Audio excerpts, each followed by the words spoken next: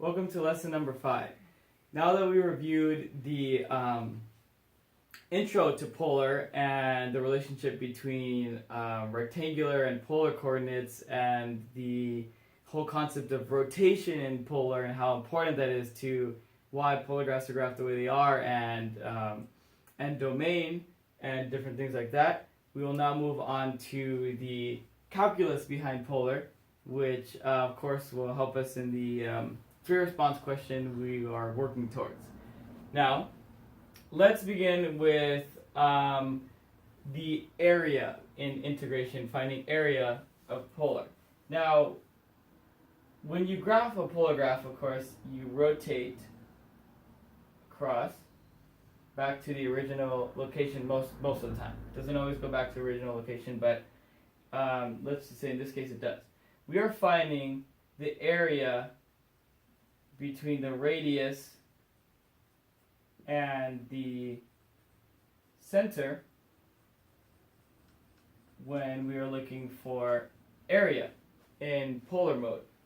And so the basic function, or not function, the formula for integration with polar is always going to be area is equal to 1/2 integral from theta 1 to theta 2 of r squared d theta.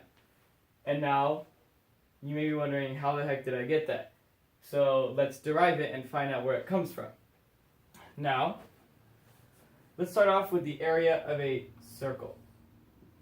So if we start here, and move this, and we want the entire area of the circle, we're going to use the equation area equals pi radius squared. Okay, simple enough. Now, let's say we wanted to find the area of half of a circle, just the top half. We are going to use area is equal to pi over 2 r squared. Or, in terms of degrees, since we're rotating from here 180 degrees, you could say area is equal to 180 divided by 360 pi r squared. Okay, so continuing this, go on to here.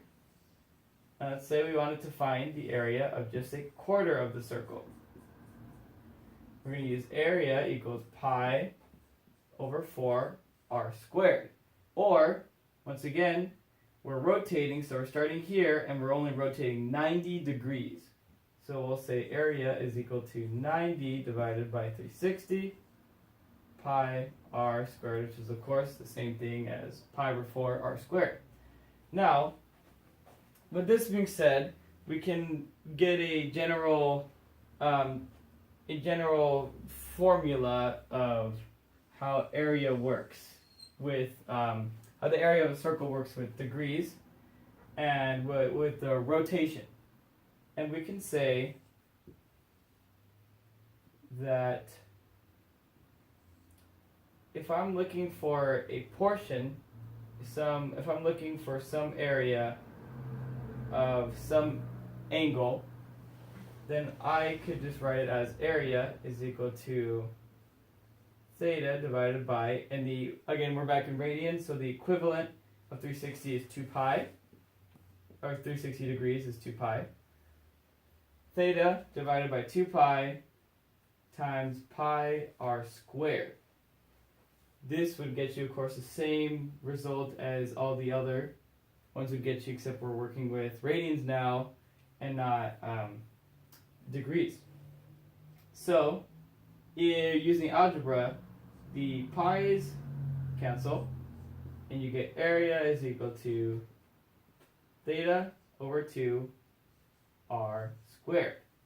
Now, let's say you wanted to find the area between two particular angles. Now, we want the entire area, so we get theta angles that are going to be extremely tiny, and so theta turns into d theta. And if we had this here, if we wanted to find between 2 points, of course, we'd use the integral from theta 1 to theta 2 of what we have there, theta over 2 r squared. But like I said previously, since it's cutting up into tiny pieces and scanning the area between theta 1 and theta 2, this will now be d theta.